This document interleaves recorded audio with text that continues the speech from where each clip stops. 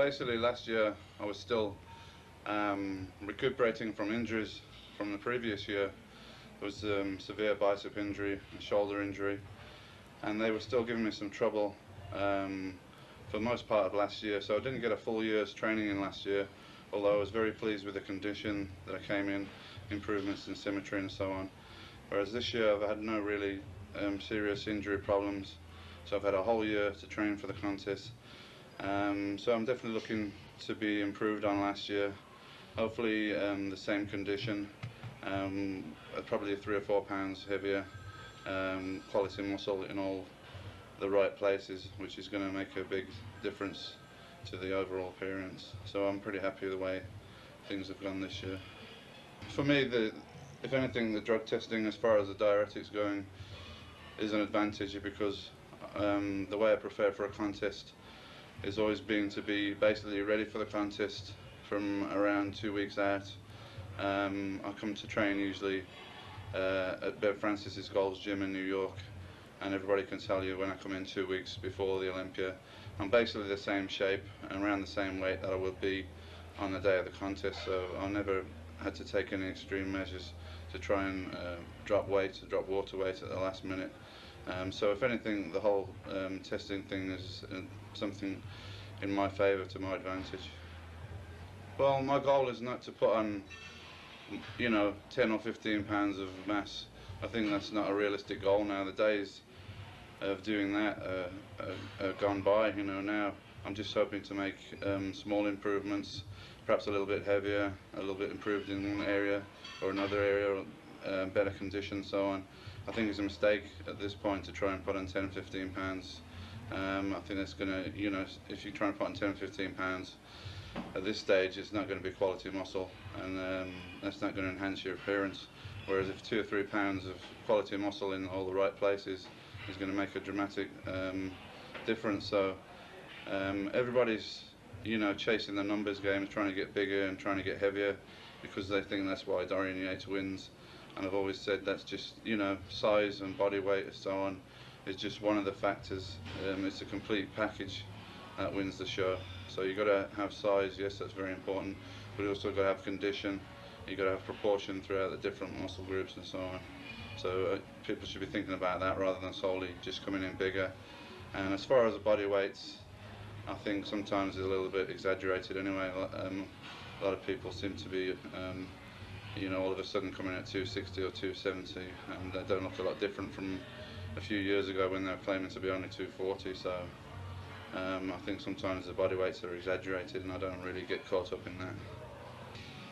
Yeah, I'd like to thank all the fans for their support throughout the years. I get a tremendous amount of mail, and what's satisfying to me is that people write to me and they've read about me in muscle fitness and flex and things like that, and how I've built myself up and how I've become a champion, and it's inspired them to to improve their lives. Not necessarily for them to be a champion, but for them to improve their lives and their outlook and so on, and I appreciate that, and I appreciate all the support of the fans, and hopefully you're not going to be disappointed. Every year I try to beat the Dorian Yates of last year. That's my goal, and hopefully this year's model of Dorian Yates will be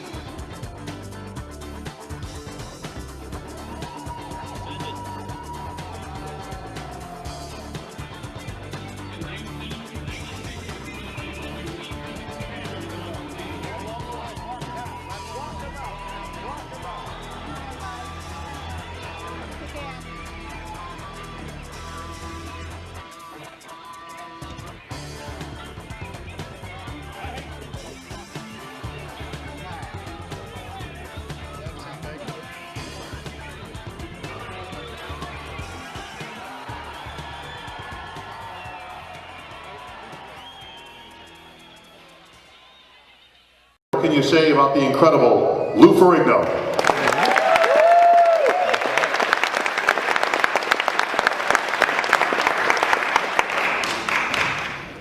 All right, down to 3 more superstars that have collectively 23 Olympia wins between them. Our first gentleman, a 6-time Olympia winner, and ushered a new word into the bodybuilding vocabulary. The word grainy was never used before this man started winning Sandow's The Shadow, Dorian Yates.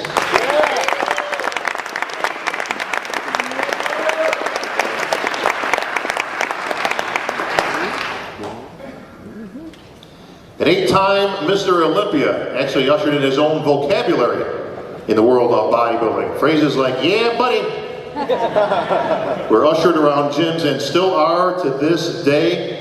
Arguably the best physique ever to grace an Olympia stage. 8-time Mr. Olympia, the big nasty, Ronnie Coleman.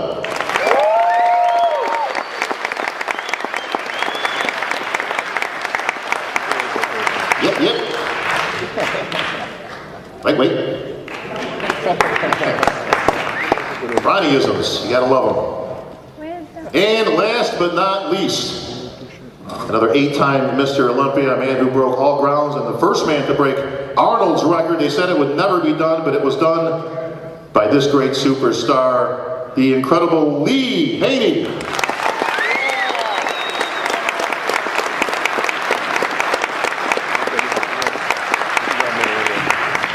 What do you think, folks? How about this lineup?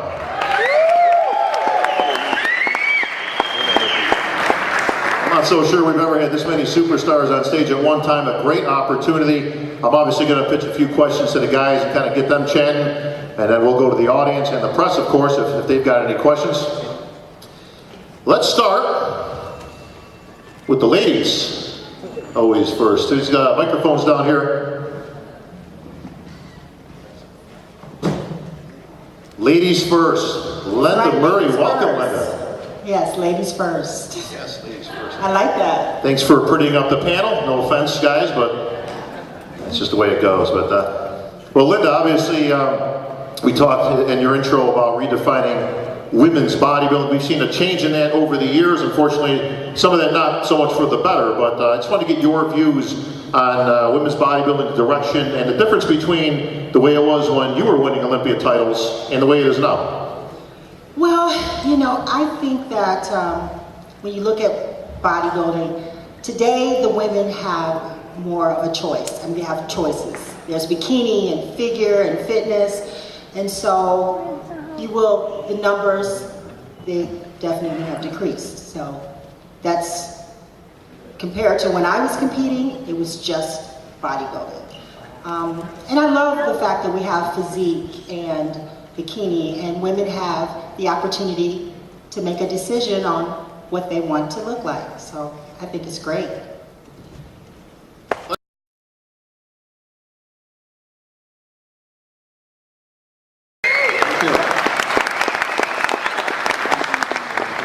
Man so big, he got dubbed the nickname The Shadow. I believe that was by our good friend Peter McGuff, was it not?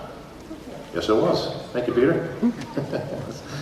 Well, Dorian, welcome. Very glad to see all the superstars in attendance for this weekend. Dorian, tell me about the word grainy. This is a word that was literally given to you. Again, never a word that described anybody in bodybuilding before you got on the scene. Your conditioning at a level that nobody had seen, especially with the size that you carried, and obviously carried you to 6 Olympia victories. But was there anything that you did special to achieve conditioning? Was it, a trick of the trade, something in the diet, something in the training?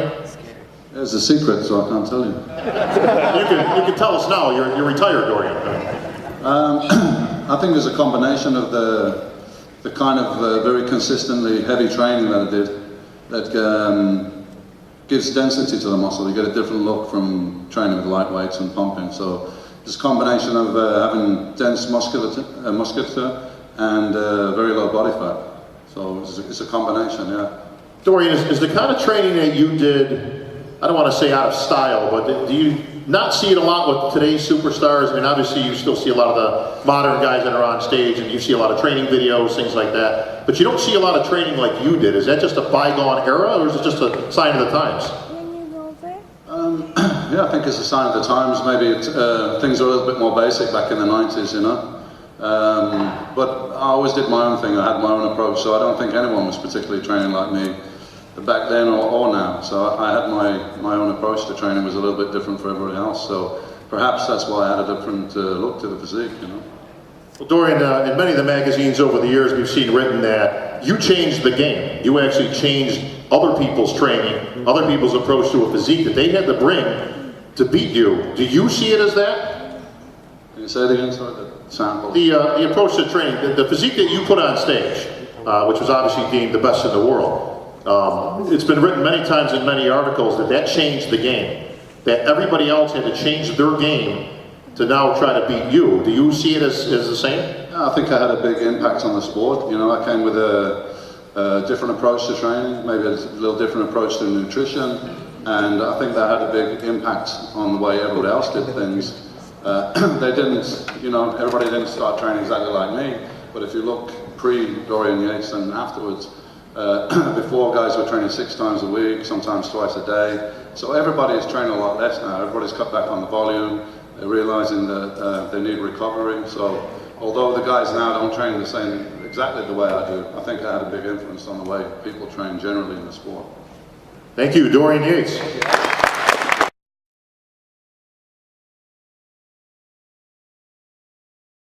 Yeah, it kind of goes back to kind of like what I think Dorian was saying earlier. Every Mr. Olympia was pushed by another guy, either Mr. Olympia or the guy in second place. Well, it kind of like, you know, worked the same thing. With Dorian, it was Lee, and with Lee was Rich, and the guy sitting next to him. So with me, it was Flex Wheeler. So I'll take you way back.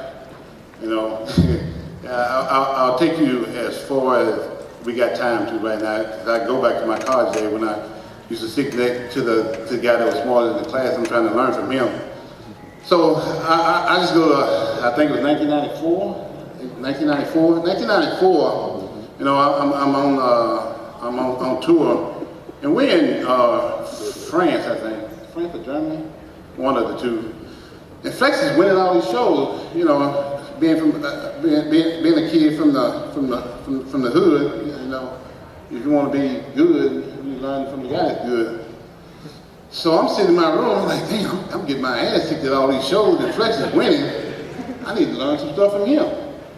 So I'm sitting in the room all by myself, and like, I'm gonna go to Flex's room and, you know, find out what he's doing. So I call Flex, hey, what you doing, man? Oh man, I'm sitting here chilling. Hey, you mind if I come out of the room and talk to you? Like, yeah, come on over. So I go to the Flex room, I'm like, hey, what's going on? Like, man, you doing good in all these shows. You winning? How you winning all these shows? What are you doing? So Flex is, innocently, he asked that question. So how do you win these things? You gotta remember, I'm like 6th, 7th place. He first, so he ain't thinking nothing of it. So I said, what are you doing to win all these shows? He's like, well, if you want to hang with the big dog, you got to get on the porch. I'm like, oh, so I'm on the wrong porch then, huh? He's like, yeah, you're on the wrong porch. I'm like, what I need to do to be on the big dog porch? So he said, well, you got to take, you know, a little vitamin A, and vitamin C, vitamin D. I'm like, damn, I ain't taking none of that. He's like, well, that's why you on the porch you on, and I'm on the porch I'm on. So I get home, and I'm calling people like, hey man, what can I get this vitamin A and all this stuff? And Flex is taking. So I finally get a hold of him, you know, the next show I go in, you know, I'm like 3rd place. So I'm getting closer to Flex Wheeler. So another year go by, you know, I'm moving up to 2nd place. I'm 2nd behind Flex Wheeler though, you know. So another show goes by, and I beat Flex. I'm like, oh, I got him now. That's what I'm thinking in my head. Probably that vitamin A, right? Yeah, I wasn't taking enough. So we go to the next show, and Flex beat me. I'm like, what the hell? You must give me some bad advice. But in the long run, we all know what ended up happening. But what I want to say is, you know, I give a lot of credit to people who helped me out in my career. You know, it wasn't all me. I had a lot of help, and Flex is one of the guys. He don't believe this, but Flex is one of the guys that I give a lot of credit to for me being 8-time Mr. Olympia. So and putting you on the right porch. Yeah, and get me out there on the porch with the small dogs.